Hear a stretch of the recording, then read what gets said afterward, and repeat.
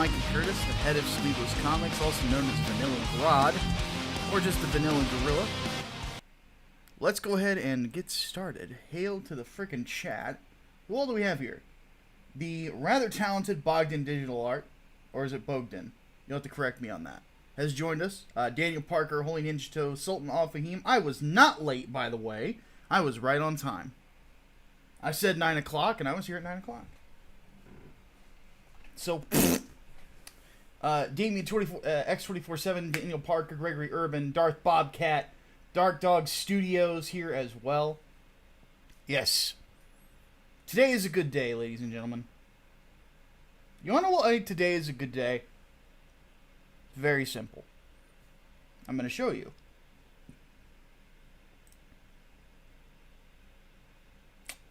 We are, less than $1,000 away from funding on 3 Nights, 4 Days, Part 1. Less than 1,000. So, I think this is very much a reachable goal. I would like to hit this goal before we're at the 7-day mark. I think if we could do that, that would be incredible, to be honest with you. Who else is coming in? Brainbox is here. The rather talented Statistical Zero as well is here too. Alistair Fulgore. Good to see you guys. But man, this is pretty crazy, dude. This is pretty crazy. This campaign is moving a lot faster than Inglewood did. By the way, we have decided that yes, we are indeed going to do an Inglewood Second Chance campaign, likely next month, which is in less than a few days.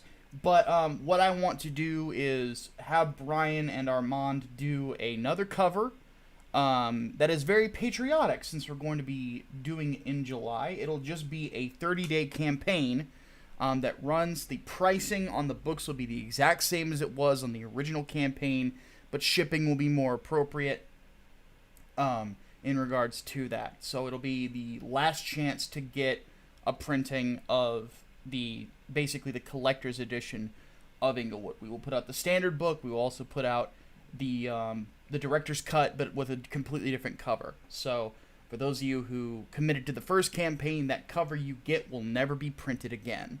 The cover that we're going to do for this one will be the one that will likely hit, maybe even hit newsstands one day. So, just a heads up.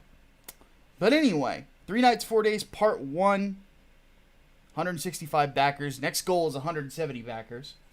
So, that is pretty freaking awesome. Also, another thing to mention is, and I can't show my screen for this because it would dox people, but I'm looking here, and we have over 130 people who ordered Inglewood #1 have had their books fulfilled, and that number is increasing every day. Not to mention, we got something special in. Now, if you missed Micah and the Hatman yesterday, that's okay. But let me show you guys what Hatman put on the Twitter.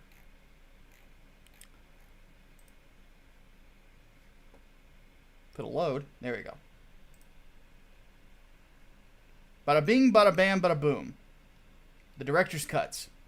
As you can see, as promised, perfect bound. You have no idea how long it took to get the the fucking whatchamacallit, the perfect binding, like, perfect, basically. It was a pain in the ass. So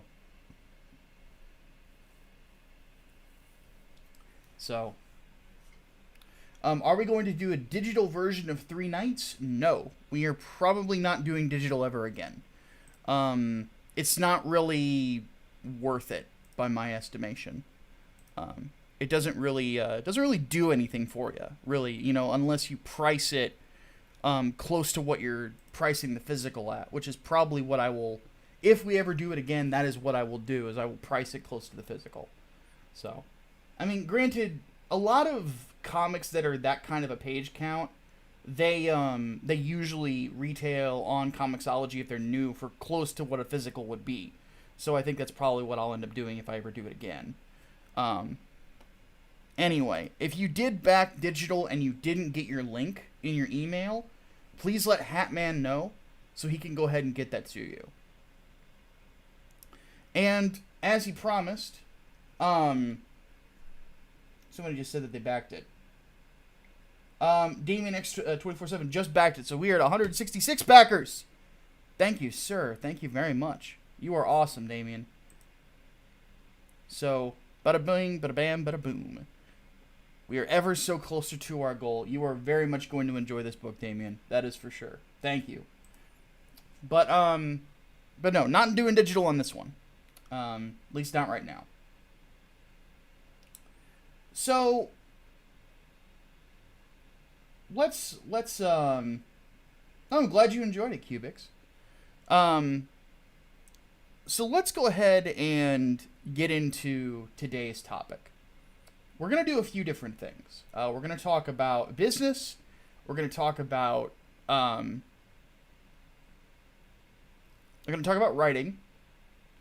And we're going to basically talk shop. So, Matchstick wants to know, how about having a code for digital editions that come with the physical? It's not a bad idea. I don't know how I'd do it. I'd have to look into it, but it's not a bad idea. But anywho, let's go ahead and talk about something. So, I was watching a stream earlier from my friend Liam Gray. Which, by the way, it is very good to see Liam doing YouTube again. He said he was going to watch this while he was going to bed. So, hi, Liam. It was very good seeing him again. And he seemed to be in much better spirits than the last time we talked. And he had an entertaining show. But part of the reason that it was so entertaining is he was dealing with a Karen. So what I wanted to talk... Oh, shut up, Optimus. Optimus in the chat says, waking up to Micah's face in the morning makes you want to go back to sleep. Shut up. I don't want to hear it, man.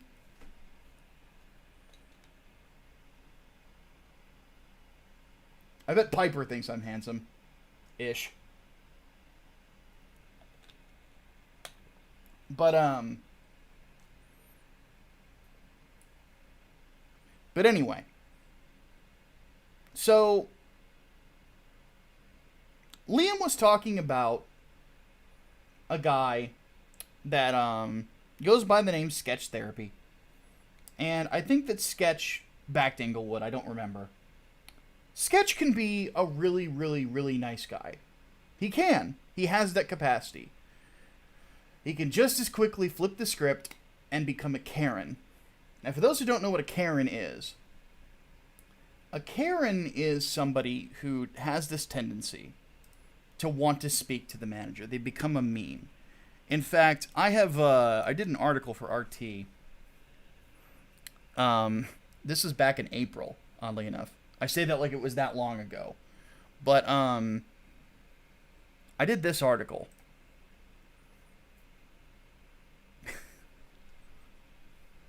I don't know if my title could have been more succinct. If you think it is, you're a Karen.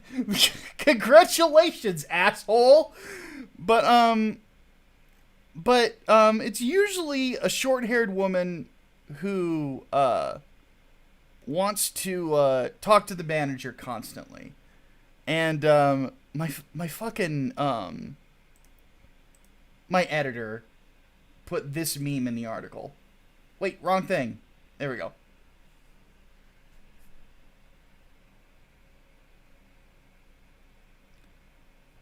It's called The Truest Karen, and just as a breakdown, if you're just listening to this, you've got Karen Gillian, the rather beautiful Karen Gillian, who was on Doctor Who, who sadly has the genetic disorder of having no ass.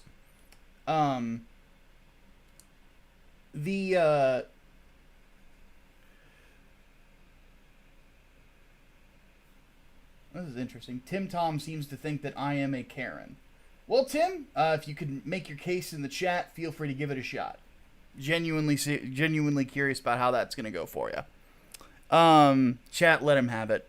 But anyway, then you've got short-haired pixie cut Karen, who would like to speak to the manager, and then down at the bottom it says, Karen, 48, divorced, 3 kids, anti-vaxxer, flat earther, alcoholic, ex-stripper, cat lady, soccer mom, suicidal, depression, ex-porn star, gun owner. Yeah, that really is about right. So,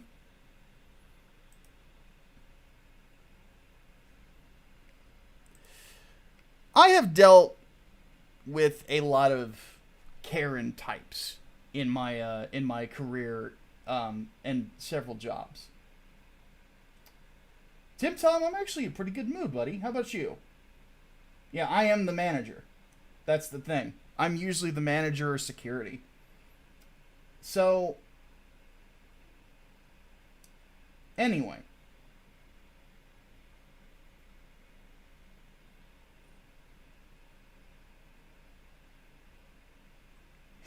She could solve that assless problem with enough use of a Stairmaster and squats. This is true. This is true. But anyway. As it stands.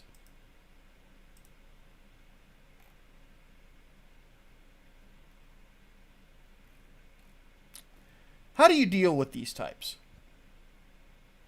How do you deal with it? Well, here's the thing about Karens. And this is the one thing that needs mentioning. Oh, Jackson Ireland says he backed 3 nights. Thank you, my friend. Thank you very much. I think you're definitely going to find it to your liking. That is for sure. So, and you've brought us to $10,095. So now we're even closer to our goal. So, that makes me happy. Thank you very much. Not just for me, by the way. The way that I set up the goals on Indiegogo campaigns is to pay for my artists and my shipping. That's it. Well, and printing, of course.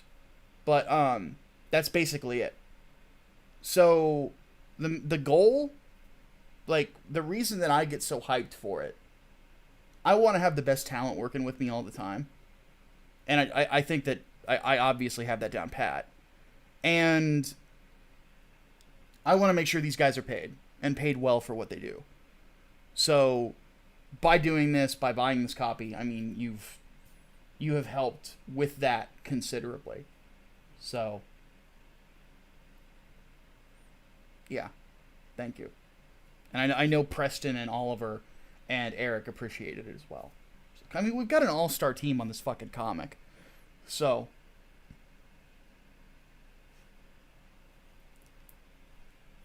but what do Karens want? What are they there for?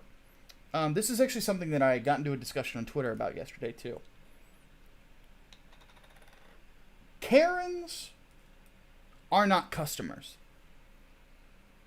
That is the first thing that you have to remember with them. And I dealt with this when I was in security, when I've been in sales, so on and so forth. They are not customers. A customer has a purpose for being there, and that is what you have to offer. So let's say that I am selling commie hats. Right? I'm selling commie hats for whatever reason. I mean, I do work for the Russians, right? But I'm selling commie hats. And somebody comes up to me and says something about the hat not fitting properly or something like that. There's Liam. How you doing, brother? But Karens will come up and they'll complain about it. Most people, like this one, actually oddly enough doesn't fit me that well. It's really tight around like the front of my head. So I will actually throw it onto my head for a little bit here. Gulcanum. But anyway. So as I wear my funny hat, I can feel this fucking thing constricting on my head. So it's obviously not a comfortable fit. Now, I wear this thing as a gag so I didn't ask for another one. But let's say that this was sold in a normal store, right? You go into the store, and what happens is that you go and you talk to somebody like, hey, this thing doesn't quite fit. Can I get another one? You're there for the product, basically, at that point. You're not really there to try to... You're not really there to try and bother anyone. I just realized I need to speak in Russian accent. You're not there to bother anyone. You're there to get product. You're not being good communist. You're being capitalist. You stupid capitalist pig. But anyway, you go in and you talk and you get new hat that fits better, not one that leaves the ring around head like this. Okay, enough with the Russian. So now that I have a ring on my head, you can kind of see the point. It doesn't really fit that well, right? So anyway, the Karen would use that scenario to try to get more. They try to get more out of you. They try to get extra shit. Why did they do that? I used to think that it was about people being so frugal that they're annoying. And then I thought about it a little bit more as time went on.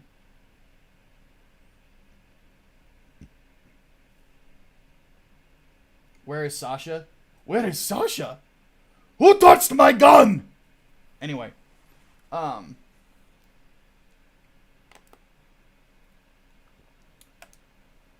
one thing that I've realized, and whether it's sketch therapy, like I said, who can be a good guy, but oftentimes chooses not to be, or some of you might remember my interactions with Fan Advocacy Network, or Karen Advocacy Network, or Moron Advocacy Network. I like Moron Advocacy Network the most. But, no, I think Karen Advocacy Network fits in very well. Guy can't seem to keep my name out of his mouth. But what do these people really want? They don't really want the product. They want control. They want control of the conversation. They want control over the person that they're dealing with. They want to feel like they are in control constantly. These are people who have control problems. There's a deep element of their psyche that is never fulfilled unless they are in charge of every single situation that they come into.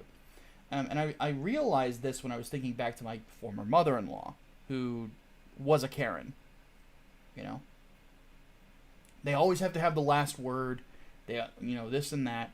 And I think that the one thing that I realized the most, whenever it came to dealing with this type of person, and the reason that I'm talking about this today, partially because Liam did that stream, and it brought it up to me, but also because I think that this is going to help a lot of people who want to get into comics and don't know what to do with the customer service side of things, is never give Karens what they want. Ever. What you give them is what they paid for. So, let's say we get somebody a copy of Inglewood, and it's damaged. Well, actually, we'll use Sketch as an example, because I think he backed it. I don't remember. But Sketch gets his copy of Inglewood, and for some reason it's a little dinged up on the edges. And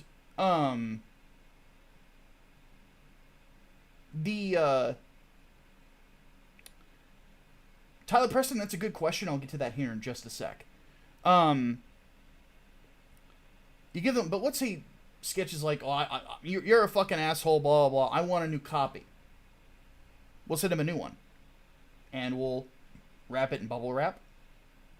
Make sure that it's extra well protected. And because that is what he's owed, because he paid for that. And as the business owner, I have a duty to making sure that if I am paid by someone, that they get what they're owed. Now, if he asks for more copies of the book, I'm not giving it to him.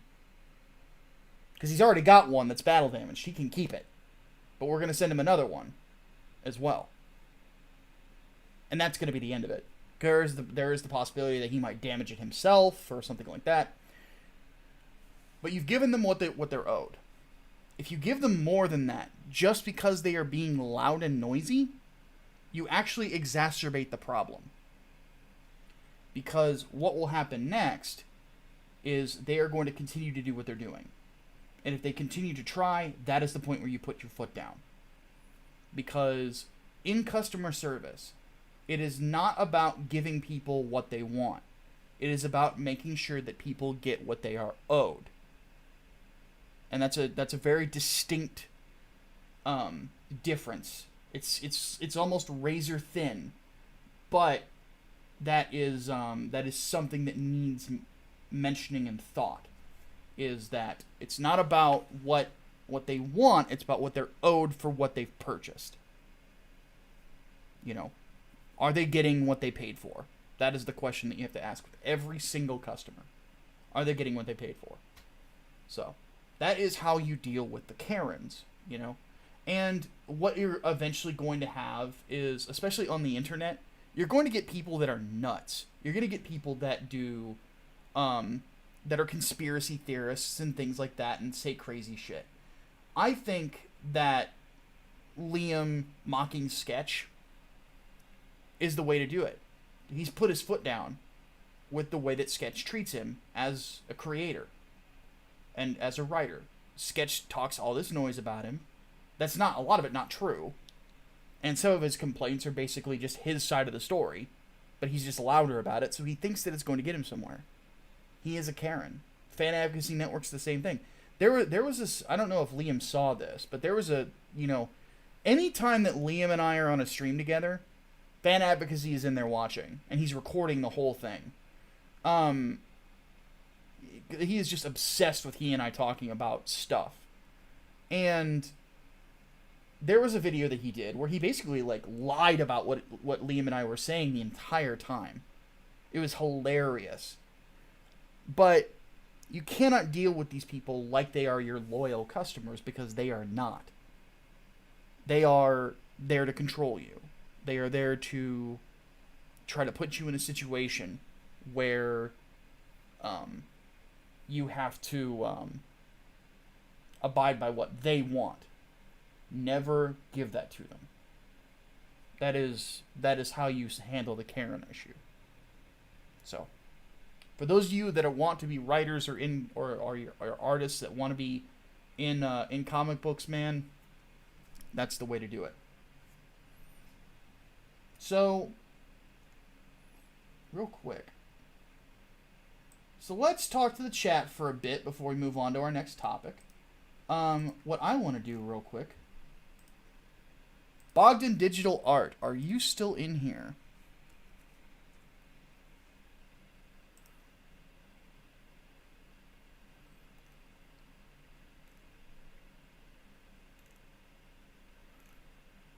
So if you guys want to... So I have seen this guy's art. And what I see every time I look at it is gradual improvement. Constantly. And he has a very disturbing sensibility to his work. Which, as someone who likes horror, I have a great appreciation for. So, allow me to show off his Instagram. So you're getting some free promotion here, buddy. Also, if you want to put your @ for your Twitter handle in the chat, please go ahead and do so. And then, if one of my mods, Brainbox, if you could look him up and get people linked for me, I would greatly appreciate it. So, I want to see Bogdan working on a comic at some point. I really do. Keep hitting the wrong thing. Love the Scarecrow Peas. I am a big fan of art styles that look painted. And Ultimate Agent, I did see that. Just so you know. And something about this style speaks to me. You know? As a horror guy. So I'm going to go ahead and link your Instagram in the chat for everybody to follow.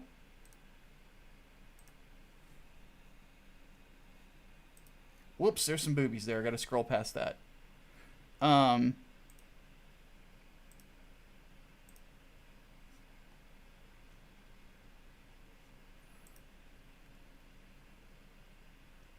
I don't know. There's something about the twisted designs of this. I just love looking at it.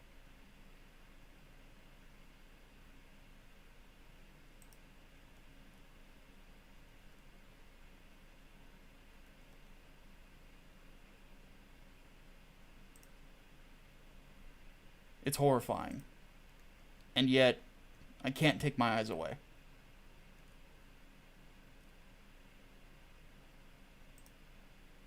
And here's some sequentials. I like it. These are pretty good sequentials. There's a little work that needs to be done on the faces. I think you could spare to have a little bit more detail there, but just a little bit. Like, this is good. Like, I'm guessing this is, what is this from? Sons of Shadow. This is from February the 18th. Yeah, this for just a few months ago. This is pretty good, man.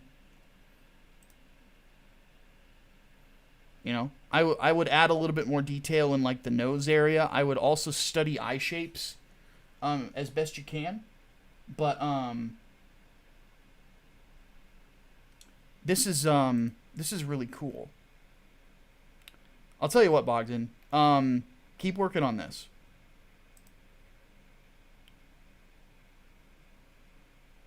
This reminds me of Berserk. This is very Miura style.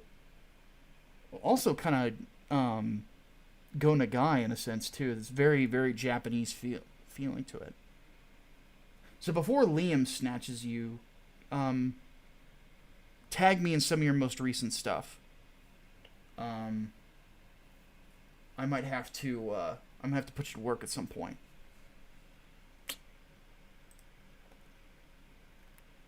Cause I love monsters. Love monsters. So, let me go ahead and pull up your Twitter too.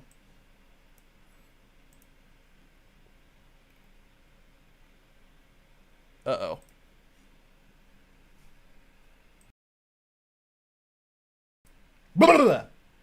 Had to sneeze.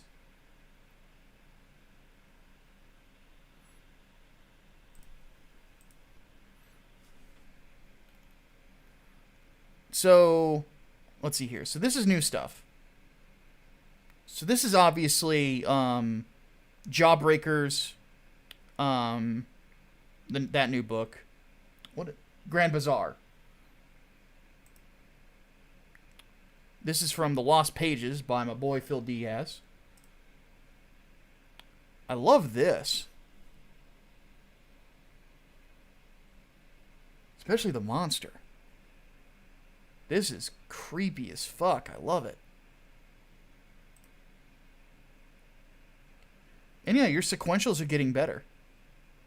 The faces are, yeah, this looks much better. This is more along the lines of what you want your faces to look like, especially on women. I like the painted texture of the hair. This is really good. This color works solid too.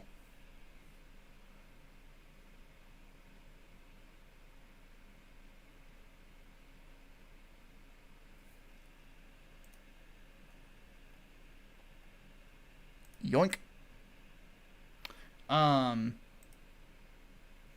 Oh yeah. We might have to do something together. Seriously. We might have to, I might have to put you to work. I have a graphic novel that I've been wanting to do. That the previous guy who was going to do the art for it, I'm pretty sure doesn't want to do it now.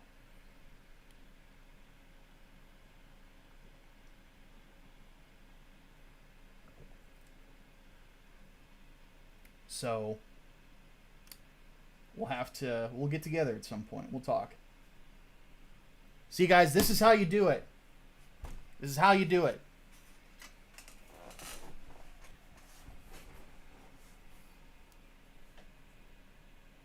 You put yourself out there, man. You take that risk. Somebody will notice you at some point. Well, Lady Law's here. Good to see ya. Okay, so Damien X247 says, my gym has recently reopened. Can use the treadmill instead of walking in the floor to heat and lift heavier weights. That is awesome. That is awesome. I'm looking forward to getting back in the gym. All I've had to do, like, work out is, like, resistance band workouts, weights that are honestly not heavy enough for me anymore. Because all I've got, like, is just my two little 35s down there. And yeah, my place is still a mess. I've been writing a lot, so it's going to be... I have to clean up today. But that, my heavy bag, and, like, just, like, body weight workouts. I want to hit the gym again, you know. I want to throw around the weight of small humans, damn it. Like, half of the weights that, like, sets that I do is, like, 150 pounds. I actually fucked with another guy who's a bit of a Karen, because he dropped a 150-pound snatch. And I kind of made fun of him for it, because I've been doing that kind of weight for... How old am I? I'm 34. 18 years. So. Someone's got their eyes on you as a colorist? That's good. That's a good place to start. You know, it lets you keep working while you improve your pencil work. Speaking of which, King Cobra's here as well. Hail, brother. Let me show you guys something else that's cool.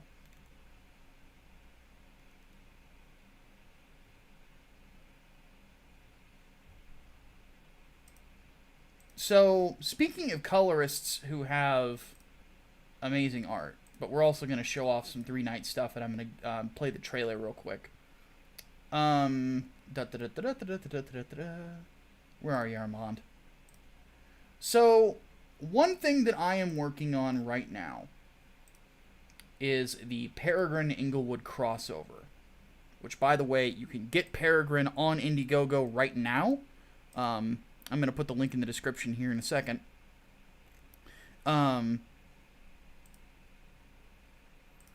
Actually, I'm just going to put the link in the chat. I'll put it in the description afterwards for people that are in there. But, funny story is that this crossover came about because of a poster. Specifically, and Armand is working on it right now, this one.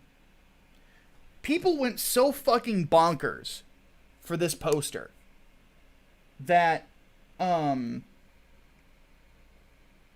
like, this needs to be a comic.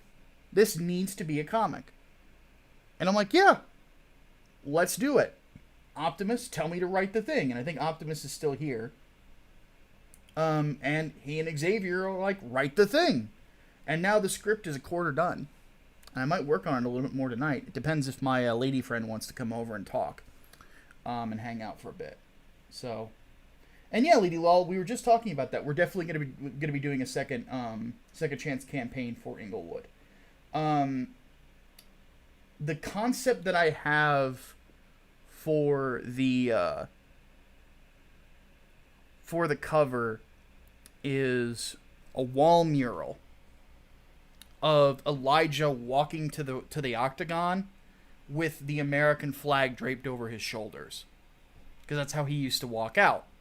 He would walk out to the song Intro by DMX. That was his walkout music, and he would have the American flag draped over his shoulders. So, but anyway, the villain of this book, there's two. One of them, though, is an Obey witch doctor who happens to run a voodoo gang. So this is Papa Ubio. Obviously has a very Baron Samedi feel to him. This is just a rough first sketch. He does not have, like, this black right here is actually just going to be his skin color. But, he is actually has heterochromia. Now, not like I do. So, fun little thing. If you look in my eyes, one thing if you'll notice, now in the lighting they're not going to look blue, But if you look into my eyes, you'll actually notice that around the iris, it's a different color than the rest of the eye. I have I don't remember what it's called. I think it's just like radial heterochromia is what it's called. So my eyes are technically two different colors. He has the heterochromia like Alice Eve does, where one eye is one color, the other eye is another color. So, and that's the thing about heterochromia. It can make you look really cool, or it can make you look really creepy. So,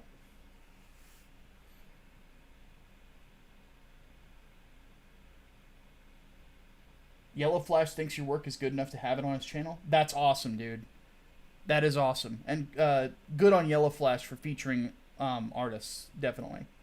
So, damn it, Micah, stop being so seductive. I know, right?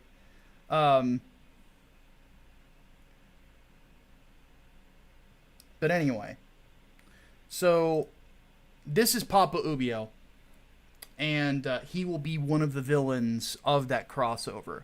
He is the leader of the Garfield Maniacs, and is a pretty violent yet surprisingly charming guy. So I'm already liking writing him so far. So, one sec. Oh, that was necessary. Oh, fuck. Okay. But anyway, 3 nights, 4 days sets all of that up, though. We are at 167 backers. Some people in the chat have already said they're going to be backing it later, which, thank you, by the way. That is awesome. Still there, but we've still got 2 weeks to go. So, yeah. You guys are awesome. But for those who don't know, 3 nights, 4 days is the story of 3 knights coming back from the Second Crusade to find that the village of their leader has come under siege by a satanic cult and the forces of hell. And as such, they must fight back against the hordes to save the people of the village. If you are a fan of Berserk, if you're a fan of Baldur's Gate or Doom, this is definitely the comic for you.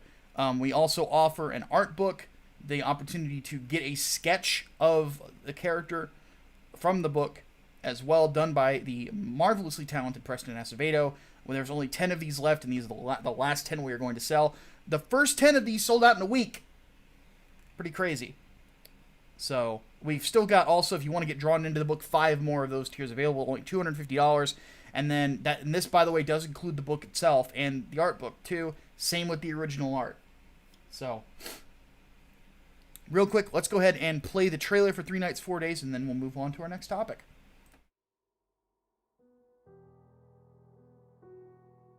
In our life on Earth, the closest thing we'll ever experience to hell itself is war. When brave souls emerge from these pits of fire and death, the first thing they look forward to is coming home. To family, to friends, and hopefully to never have to see that hell again. In the year 1188, 3 crusaders returned to England after the siege of Jerusalem with exactly that in mind. But the devil has different plans.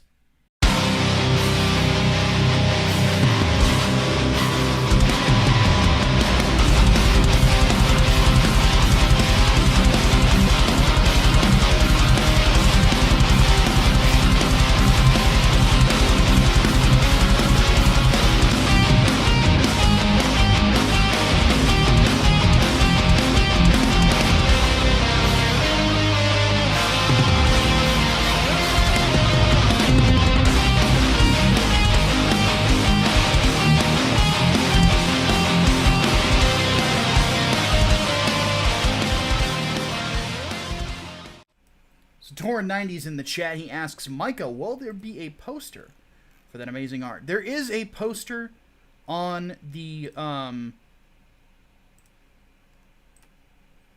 whatchamacallit, the campaign for 3 nights, 4 days. And allow me to show it to you. This is just a work in progress, but this is the poster tier done by the very talented Chris Love, who is the person who also did the art for the last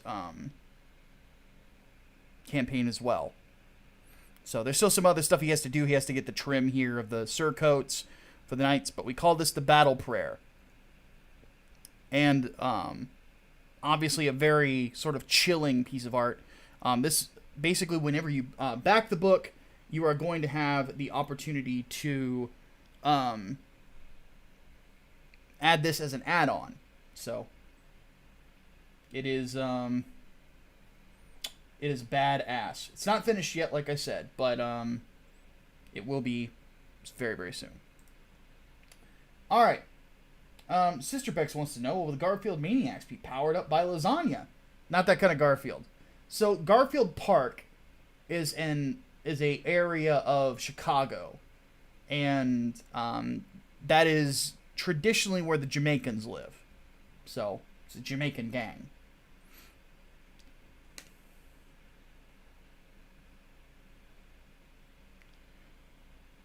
Oh man, I gotta say, man, my fucking neck feels a lot better after that. Will there be a poster option for the cover of the comic? Let me talk to Hatman about that. We'll see if we can make that happen. I'm not saying no. I'm definitely saying maybe. So.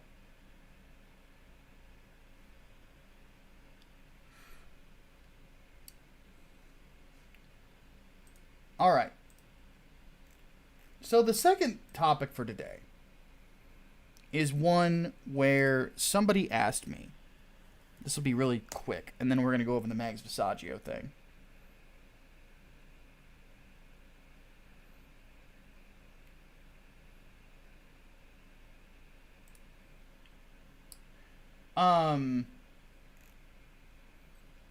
Will be powered up by the power of jerk chicken. Oh, jerk chicken sounds great right now.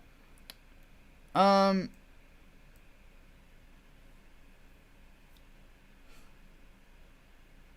I ever heard of the YouTuber Literature Devil? I know Literature Devil. We've talked before. Been on a couple streams together too. But anyway.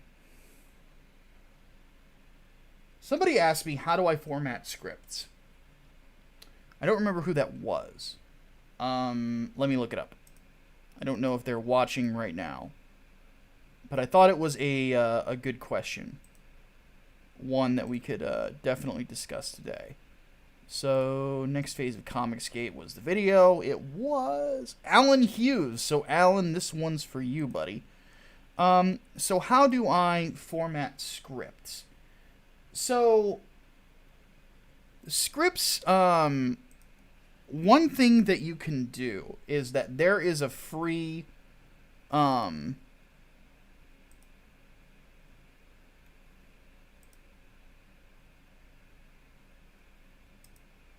there is a free script writing software out there. I don't know what it is.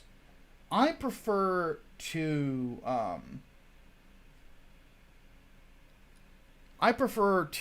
just format them myself because it gives me time to think. Now, I am not what you would call a fast writer. I actually think I'm pretty slow whenever it comes to comics. When it comes to articles, they're done in like an hour and a half. But with scripts for comic books, it's a little different. I usually, if I'm really determined, I'll get about 14 pages done in a day. Which is, like I said, that's a little over a quarter of a normal graphic novel for me. If I really push myself, I can get a full 22 done in a 12-hour period.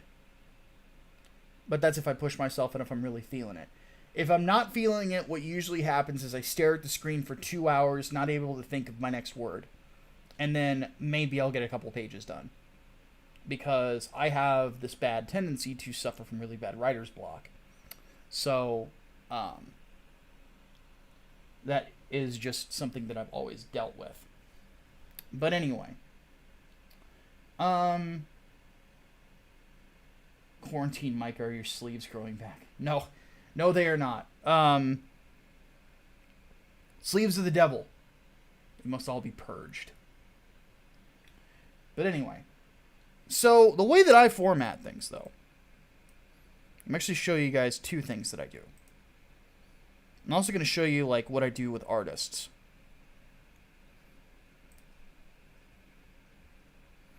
So, Google Docs is probably my best friend.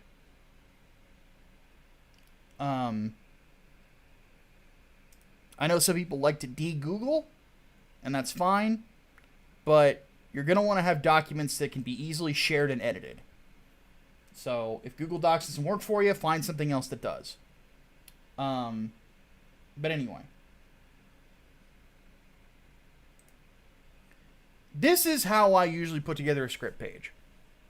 And this is just the first couple of pages. This isn't really spoiler territory. I've already told you there's Jamaicans. So, what I basically do, and the way that I will write a page, is I will just put page 1, and then I don't type this in until later. And then I go panel by panel of what I feel is the right pacing for the first bit. Now, here's the thing that I need to explain. There are some things that I can tell you are a good idea. But what I will tell you is this. I am a bad writing teacher. There are two things about writing. This is something I disagree with some of my friends about. There's two types of writers. There are those who are skilled, and there are those who are talented. If it's a skill, it's something that you picked up over time and have learned and studied the ins and outs of. It's something that is just a learned thing. To give you an example, I am a skilled editor. I had to learn how to edit. I can do editing work, but it's nowhere near my strongest anything.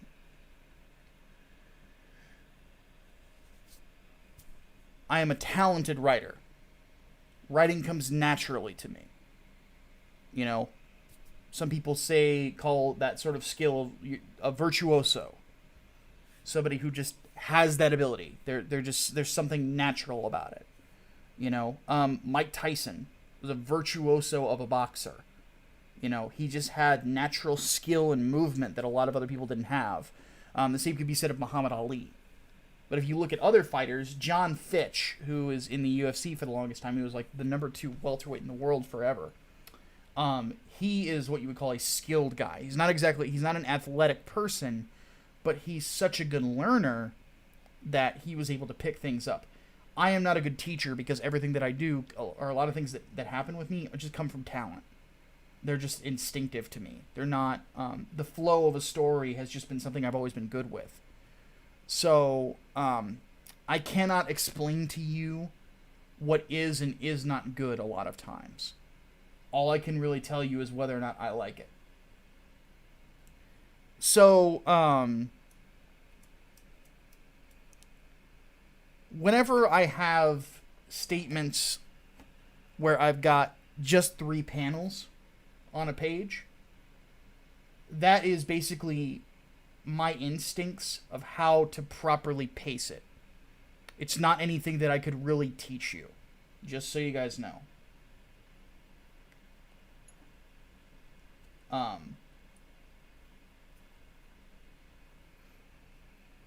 But anyway, what I do is I format it panel.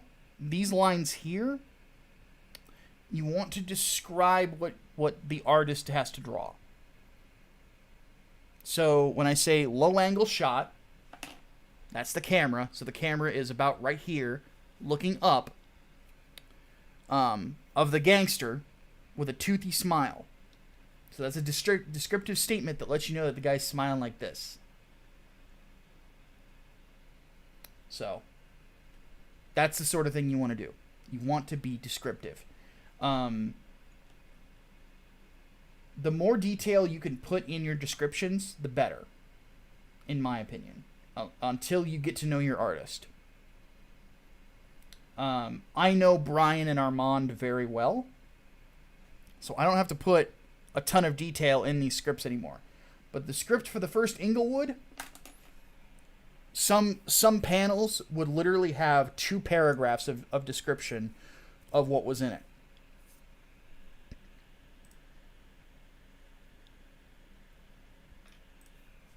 I need to put an exclamation point there. So that is how I do that. And basically that's all it is page, panel, dialogue, if there is any. That's it. Page, panel, dialogue. Page, panel, dialogue. That's how you format it. It's that simple. You don't want to put a ton of, extra shit in it. Just keep it simple. Because the last thing that an artist wants to have to do is read an encyclopedia of everything that's going on. But just enough detail for them to understand what exactly they're going to be looking at and drawing. So that's, hopefully that answers that question. But that be how I do. So, and we doing the Jamaicans there, and they're looking for a booking thing, So, now another thing that I do, and any artists in the chat, you can let me know if you like this or not. One thing that I like to do is design documents. Basically where, for me to communicate how I want something to look, I will create a design document for a particular book. So this is the one for Project Lazarus. Now, right now, this only has one character. And this is all stuff I've shown before, so it's not that big of a deal. But what I do is basically, I'll take the original sketch that I get from my artist. And then what I will do is I will put numbers on different parts and then detail what needs changing and what we want to keep. So like in this design, this original sketch was done by the guy who does my channel art, who is what's his name? Oh fuck. Elusive Swede. So Elusive Swede did this for me. And basically I said to myself, I like this original design, but there's changes that need to be made. We need to fix some stuff here. So what I put on here is basically that we're gonna keep the helmet because I love the look of this. And we're gonna keep the bandana, but everything else is gonna get altered. I feel like his torso's too small. I feel like his arms look too human, and the boots are not as sleek as they need to be. So what I did was I basically found a bunch of other reference shots of similar ideas. So right here you can see this is the Robocop outfit from Mortal Kombat 11 that is based on the Lin Kuei cyborgs. And I really like the way that they put the arms together here, how sleek that they look, and the idea of how his melee weapons would work. So with Sigma, he has 2 melee weapons. He has a Bowie knife and a hatchet to go with the Apache feel, because that's what the armor is called. It's the Apache Mark I. So basically what he can do is he can eject those melee weapons from his biceps, basically bam, and straight into his hands. Or he can just cross grip like this, grab them, and then all of a sudden he's got melee weapons. But this was kind of the proportions I wanted to look at, And then with the bandoliers and how I wanted the chest piece to look, I'm going a lot with like Deathstroke or Solid Snake, but a more robotic version. Also Spawn here from Mortal Kombat, that version as well. How the legs need to be proportioned as well, the sleekness of the design as well. Stuff like that. But I put detail in here about how different I need it. So, and then how the weapons are going to work. So with Sigma, this is the hatchet the tomahawk he uses. This is the knife. Ranged weapons, I wanted him to be using weaponry that a Marine would use, because he was a Marine lieutenant. So we've got an M16A2 with an underslung grenade launcher, scope. We're also going to put an extended mag. I wanted it to be an iconic looking weapon, but I wanted him to have it a little bit more modern. So if this weapon looks familiar, this is the one that Dutch uses in Predator. So I said, let's do that, but let's give it a more modern grip, give it a more modern stock, and give it a scope. So that way it's got a ton of uses to it. And then for his pistol, I'm obviously biased towards the Beretta. The Beretta at the time was standard issue for Marines, because this story takes place back in 2010. And then, of course, this is his secret weapon. So, like Robocop, he has a hidden armament in his upper leg. But instead of a pistol, what it is that it's a fold-out bow. Fold-out recurve bow. And in his other leg are several arrows that fold out, that have different heads on them. So he has these modern firearms he uses, but all of his trademark weapons that are built into the suit are all inspired by the Apaches. So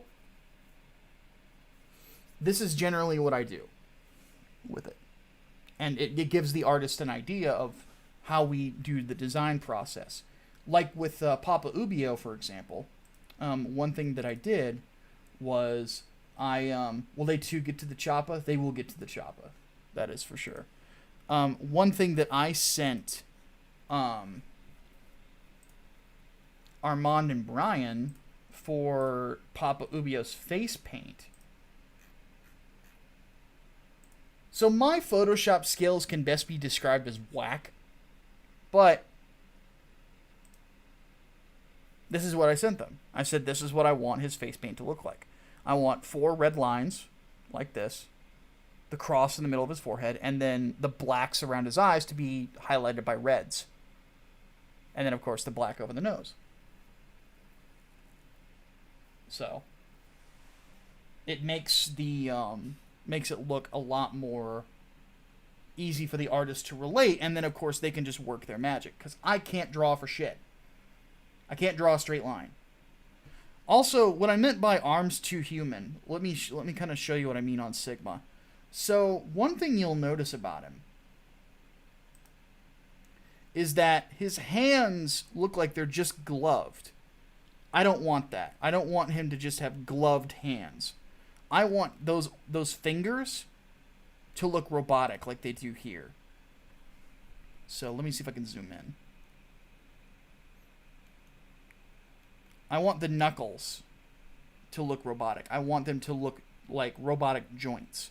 I don't want them to look like they're a human hand, but with a glove on it. You know, I don't want him to look human at all.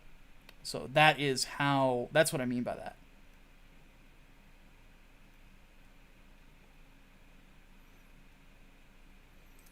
So yeah, a lot of this basically just communicates design philosophy.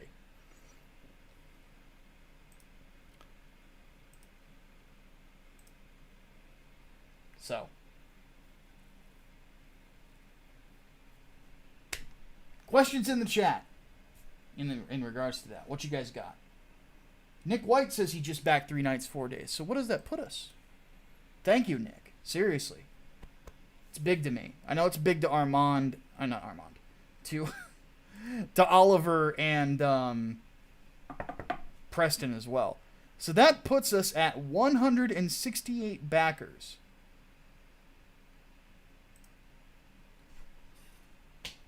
And less than $900 away from our goal. That's fucking awesome. Thank you. 92% done. Thank you. Seriously. That's... Nick, you're awesome. You are an awesome dude. Thank you. You're going to enjoy this book. I have no doubt. You know, the art is beautiful. The writing is some of the best I've ever done. The color work, by Oliver is top notch. These are guys who have been around for a long time, working like for big independent studios. Preston did work for Antarctic, Oliver did work for IDW, so these guys have been around a while. They're I'm working with veterans on this, but and it shows, So this book's gonna be amazing. You guys are gonna fucking love it. Mike, did you just back it too? Like right now? Let me refresh.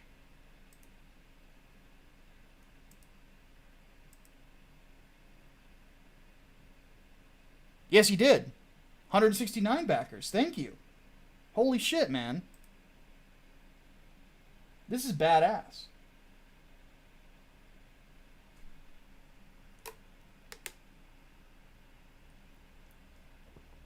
King Cobra, I love it, man.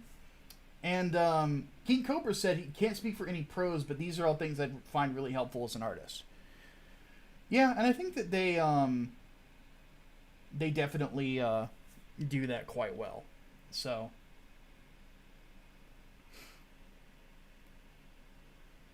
I wonder who 170 is going to be. I'm wondering who that's going to be, man. We've actually had quite a few people back it and then cancel what they were backing and then back it again and upgrade, I've noticed. So a lot of people are doing that. So, but there's a lot of good stuff to get,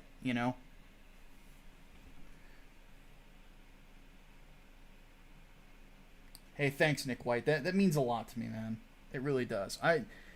Here's the thing about this, is that there is nothing more important to me whenever it comes to comic books than the fans.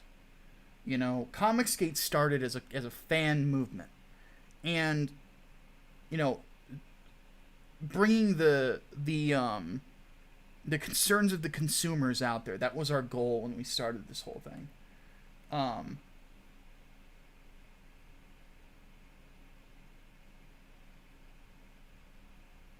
Yeah. It's the fact that we're able to do this, that we're able to answer the demands that the mainstream isn't able to do. Trust me, we're going to be doing this for a long time. Let's see here.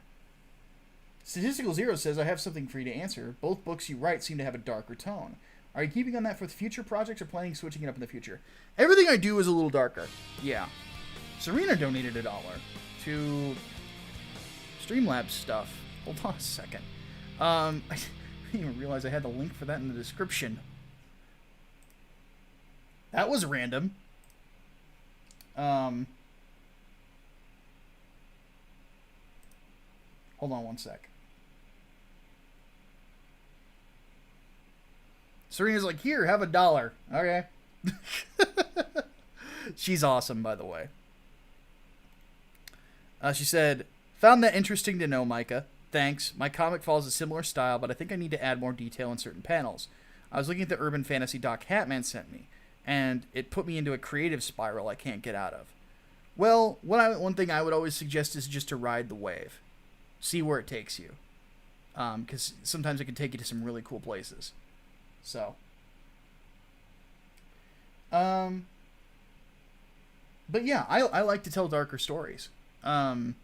That is one thing that Peregrine actually notices in when she comes to Elijah's universe, is that it's darker there.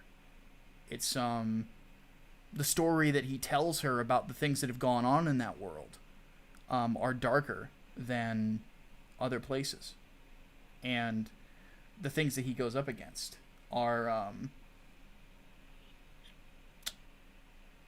strange. In a sense, there's been strange things in that world, and it's kind of a culture shock for her, because her world isn't like that, So, all right.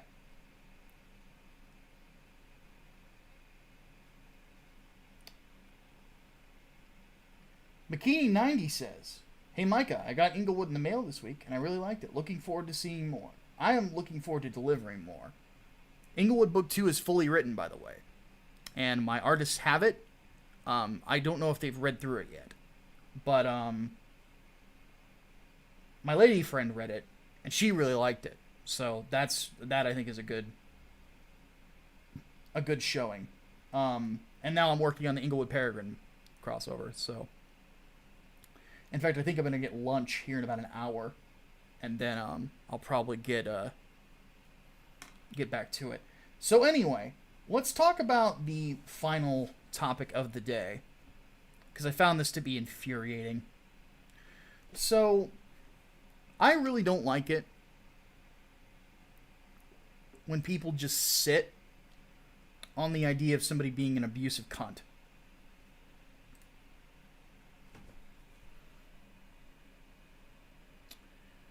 I'm not going to spill tea that isn't mine to spill, but I just got floored by the revelation of another abusive dude I counted as a friend.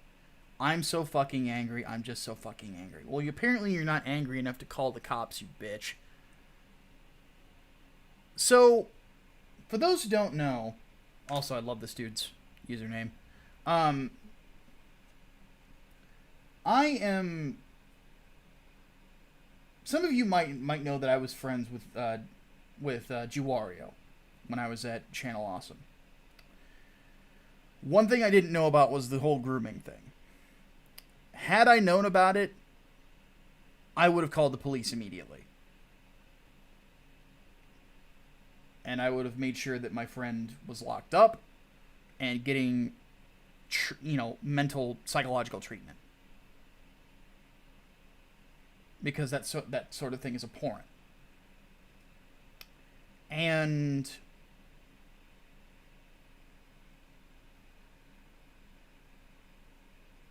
there is a, for those of you who saw that old video that I put up ages ago, I was obviously pretty shocked by the revelation that Justin was a total creep behind the scenes.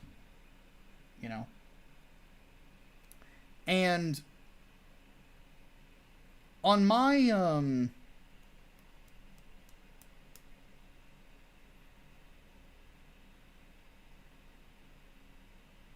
whenever you hear about these sorts of things, you should report them. Fucking immediately.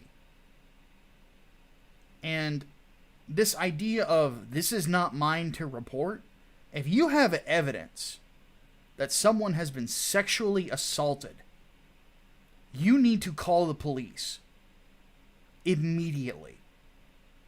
They need to be brought into this, and there needs to be something done.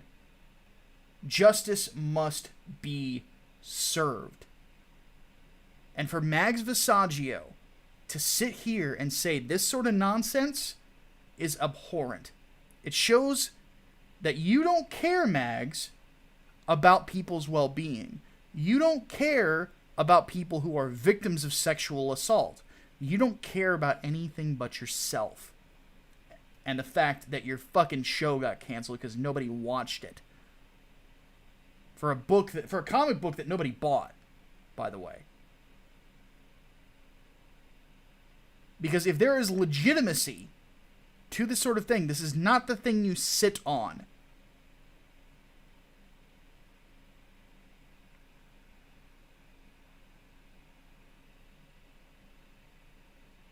It's not.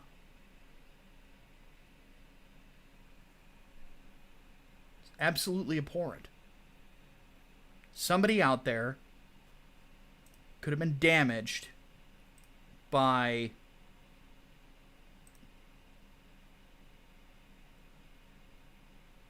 this sort of thing, and you're letting it slide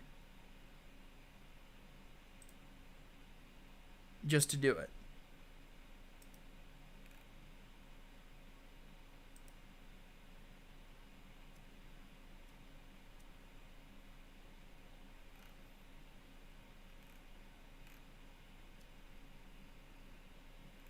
Mags Vissagio is a piece of shit.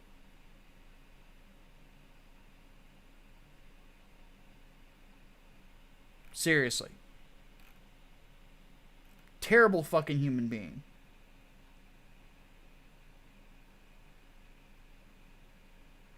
That Star Trek guy, I think that's Testify, says this generation of creators get their jobs from lawsuit settlements.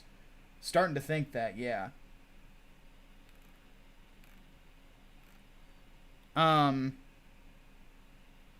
It shit bothers the fuck out of me. You know? It's like, what? Like, how can you just, like, let this sort of thing happen? Tess Fowler is another person who's like, it's not my secret to tell. Yes, it fucking is.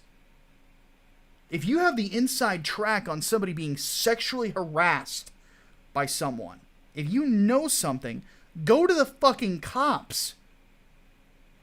Don't just fucking sit on it.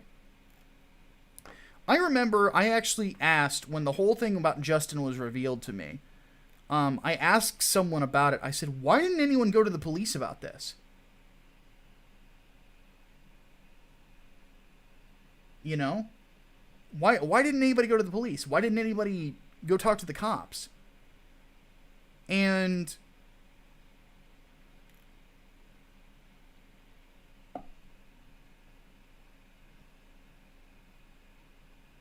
oh, that's Delta Spurg. Hey, Delta. Good to see you, bud.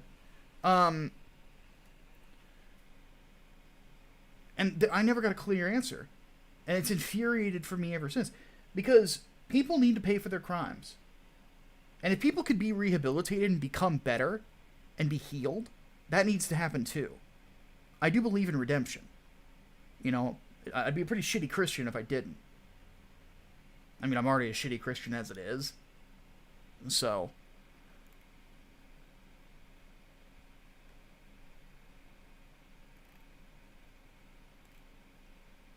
because here's the thing.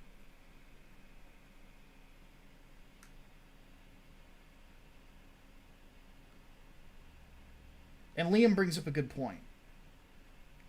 Wonder what he has on Mags to keep her silent. Yeah. That's another thing to consider. This is disturbing to me. Because what it does is it enables them to just do it again. Because here's the thing, and this is something that I've told people over and over again. The people who sexually harass people, the people who do these sorts of things, not unlike the Karens, oddly enough, they do it for a similar reason, for control. They want power over someone else and what they're doing. And as such, they are going to do what they can to try and keep a sense of control over people. And it's horrifying to think about.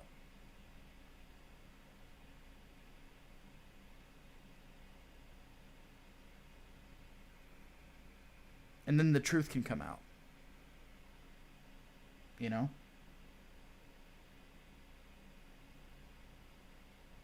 And the truth can come out.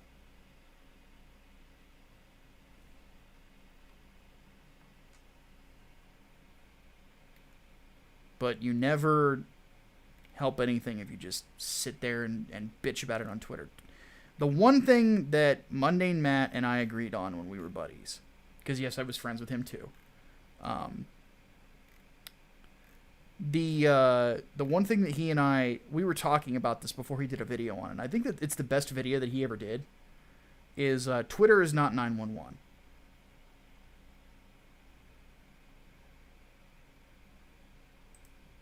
It's not. It is not 911.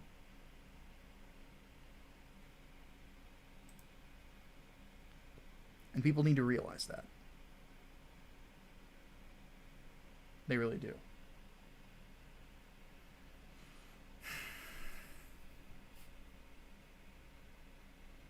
Sad to me. I feel for the people that had it happen to them. Assuming that this is actually abuse and not like a sexual encounter you regret. You know? Because I think that if you have been promiscuous, present company included, you're inevitably going to have a sexual encounter you regret. I have a couple. But regret does not mean that there was no consent involved. You know? We live in a weird time. I think that people's perceptions of what consent is and is not, and also perceptions of what is flirtatious and what is abuse, those lines are becoming blurred, and I think that that's a very not good thing. You know, like the whole Warren Ellis thing. People were accusing him of grooming. Every girl he talked to was of age. Was in their 20s. I think 19 was the youngest.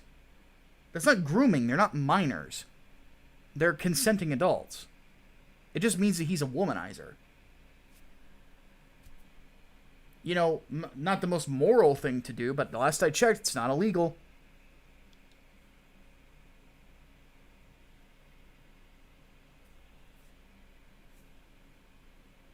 And the same with Chris Avellone. And with the whole Angry Joe thing, the only thing that he's really guilty of is flirting. And then, of course, those accusations ended up being complete nonsense. And I'm bummed because Chris Avellone, he basically laid over and died. We live in strange times, man. Strange times.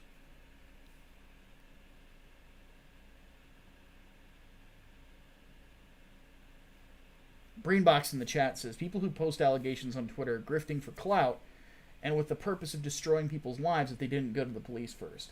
I think that's definitely a good way to put it. Dark Dog Studio says you need a pineapple perception. I actually did back Frega's book. I did a video on this yesterday, but of all the pros that have come in and out of CG, Dan Frega has a really good history of being a consummate professional. I think that he's good for his word. He's a guy who, if he was not a consummate professional, he wouldn't be as successful as he is. Like, you guys gotta keep in mind, like, before he joined CG, he was working on fucking Doom Patrol. You know, I think he was a producer on the second season, too. So, have a good one, Statistical Zero. I can't wait to see more of your comic strips, buddy. Unqualified Comics says, I'm not used to Micah with glasses. I know, right? Changes are happening, man. I have hair. I wear glasses. It's weird. I actually just need to give my eyes a break for a few days from contact lenses. Because I can wear contact lenses for days at a time, but I will, my eyes will get tired. So I'll just wear my glasses for a few days. Said second season's better than the first. I don't doubt it, man. Liam says, you're just defending womanizers because you don't want your Playboy past to catch up with you. Hey. Okay, that's right, but...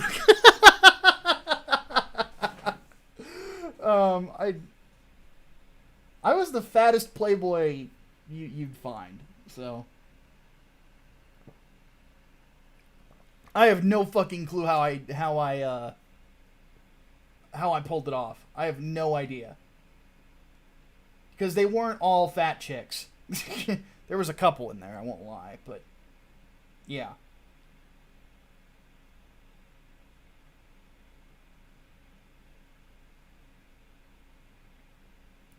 Ultimate Agents want those. So let's go ahead and go into Q&A for about... We'll do it for about 8 minutes, and then we'll go ahead and bring this to a close.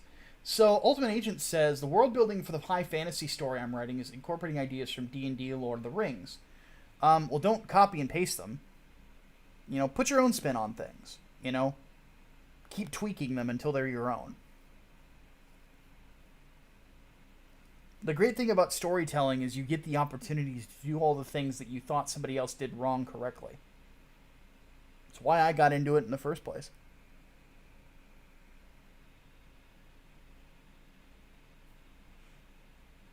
Tyler Preston, before he retracted his statement, said there's nothing wrong with being a playboy. Well, and that's the thing, man. It's not like I was Yusuf Amir from from Grand Theft Auto 4 or anything like that, walking around with a gold Uzi, doing this and singing A-Rap Money, you know? I wasn't like that. I just like women. That's all I could say, you know? Like, there's nothing in this world that is nicer to me than a woman with great hips and a nice butt. Seriously.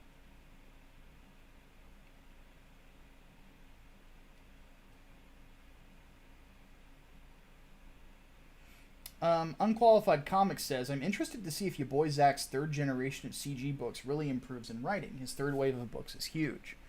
Like, by third wave, do you mean, like, The Ballad of No?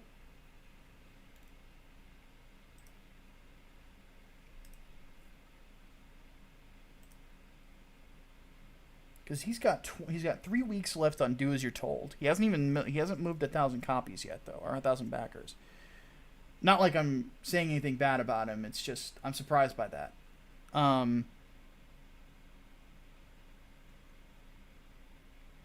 I personally am not the biggest fan of The Ballad of No.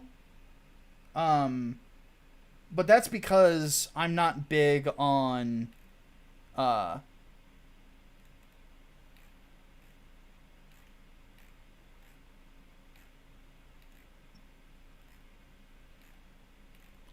like political commentary in comic books. So, but I will say this. If he's able to pull it off, kudos to him. We'll just put it that way. I will say, though, I do like this minimalistic style that Kelsey's using when I'm looking at it. I really do like it after looking at it for a bit. Takes place in the same timeline as Pandemic. But it definitely looks... One thing I will say this is I think that what Richard is doing is more... I wonder if he's wanting to do stuff that's a little bit more thought-provoking. You know, I'm not sure. I haven't talked to him about it. We should get him on a live stream sometime. I should email him and ask him if he wants to come on and talk. Because he and I haven't talked in a while. Like, voice to voice. Mostly because we're so busy. But I should bring him on for a stream. We should sit and talk shop. Love that dude.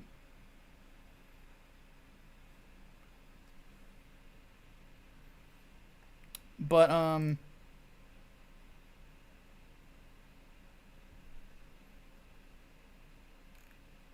I do root for Richard quite a bit, though. Mostly because I want him to keep employing Chuck Dixon and keep him away from Vox Day. Because as we all know, Vox Day is a piece of shit. God damn, does Grand Bazaar look good.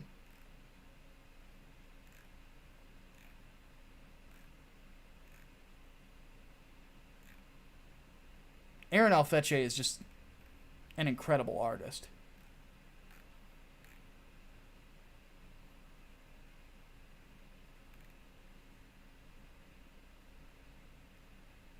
But one thing I do like about Richard is he normally keeps like a very classic style panel layout, but he loves image over panel, I've noticed, where a character from one panel will bleed over into the other panels to give it sort of a 3D effect. I really like the fact that Aaron does that. Let me show you what I mean. Like this look. Aaron does this a lot. And we do it in 3 nights too, but I think I might have Brian and Armand experiment with this sort of thing as well. God, this looks amazing though. I love this art. I am with Liam on the sense that I would definitely not mind if he dropped Sashi as a pinup artist and got somebody else that's like more CG, you know. But Sashi is talented. I have to give her that.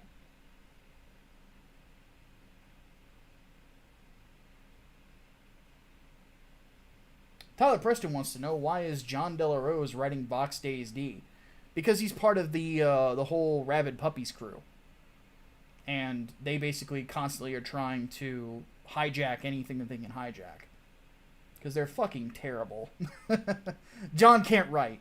He is probably one of the, like, he is as bad as what's her face who did America Chavez. I'm forgetting her name. But he's not good. He's fuck awful with his work. He's terrible. So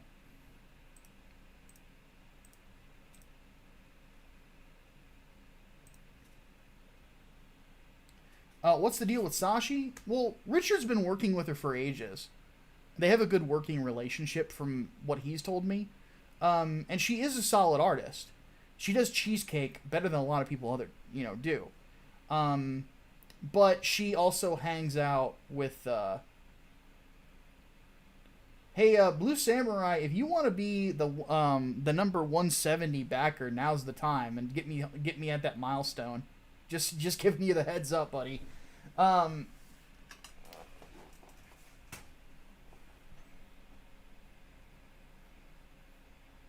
But yeah, it's just one of those things where some people are concerned with letting somebody who is anti-CG that close. But I think that he's got her in a position where she doesn't really have a whole lot of influence over what he does. She's just a contractor. So even so, I would rather another pinup artist get work instead of her, because of the way that she acts.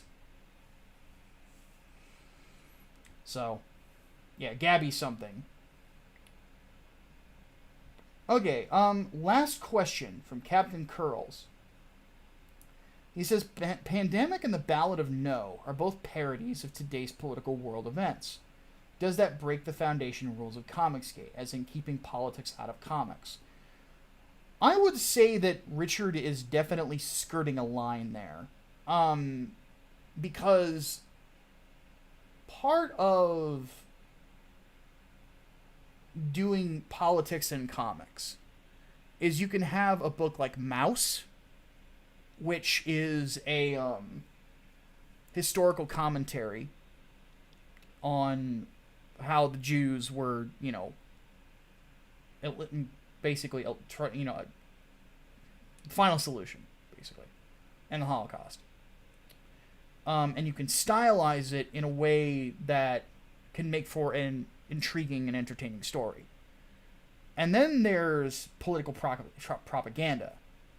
The latter of the two is what Comicsgate had and still has a huge problem with.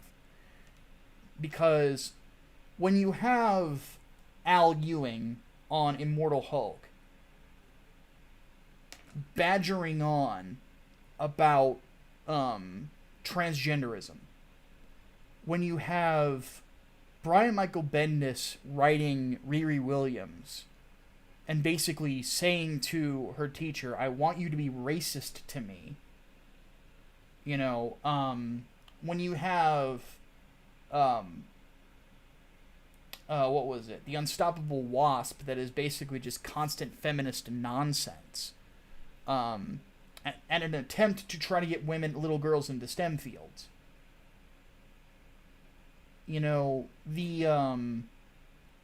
That is what we largely have an issue with. So, the thing about it is, I don't know what Richard's aiming for, because I haven't really looked enough into those books. If he's just aiming at satire, I personally don't have a problem with satire, as long as it's tasteful. But if it's basically, Trump books, not really a fan. But I don't think that's what he's going for.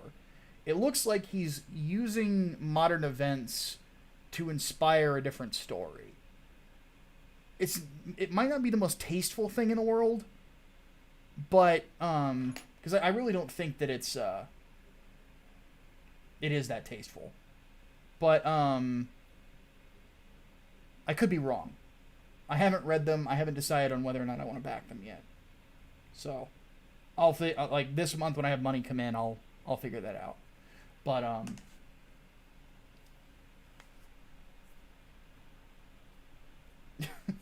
well, you can back whenever you want, Blue Samurai. I'm just giving you the nudge.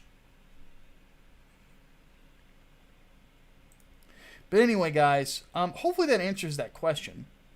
Well, there we are, 170 backers. Boom. 5 backers within the stream. I need to do live streams more often, apparently.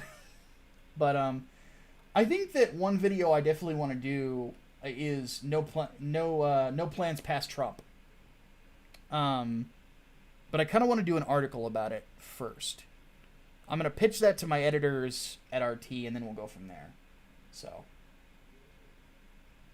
AV Unit 2 wants to know, does this new channel have similar video view counts as the old one did in its twilight days? Not really. But that's because not everyone's migrated over it yet. So, but I get a higher percentage, and that's what the YouTube algorithm looks at, is the percentage of people who are clicking on every video. So the fact that I was getting less than 10% of my subscribers clicking on everything was not a good look. So, alright guys, I need to take off. It's been an hour and a half. I'm hungry. I want to go eat something. And yeah, so I want to say thank you to everybody who backed the book today. Of course, it's still up for another 14 days, so 2 weeks from today. Oh wow, Secret Virgin covers art book and poster. Holy shit, dude, that's a big order. So we are $700 away from goal, folks. Let's look at this. Not that one. Holy shit, dude. That's awesome. 93%. Oliver, I know you're in here, dude. We're almost there. Preston's on honeymoon right now, but once he gets back, he's going to be fucking shocked. Because, by the way, guys, like, this... Here's the crazy thing. This is bigger than Doc Salem was. Bigger than Rockabilly Road Trip. I'm glad that I could do that for Preston. He deserves it. He's an amazing artist. And Oliver is an amazing colorist. Like, this is fucking awesome. So, thank you guys from the bottom of my heart. I'm going to go ahead and play the trailer one more time, and we're going to bring this to an end. So, if you have not backed the book yet, link it in the description as well. I'm going to get back to working on the crossover between Inglewood and Peregrine as well. The link for Peregrine is in the description. Definitely back that one. They've crossed the 40K mark, which is fucking awesome. Seriously. That's pretty cool. Tyler Preston, let me know what tier you got, and I can give you an idea of if you got the director's cut, they go out this week. So keep an eye on Indiegogo because we're sending out tracking numbers to everyone. But anyway, you guys are all awesome. I'm gonna play the trailer and then get out of here. So my name is Micah Curtis, the head of Sleeveless Comics, also known as Vanilla Garad. I'll see you guys next time.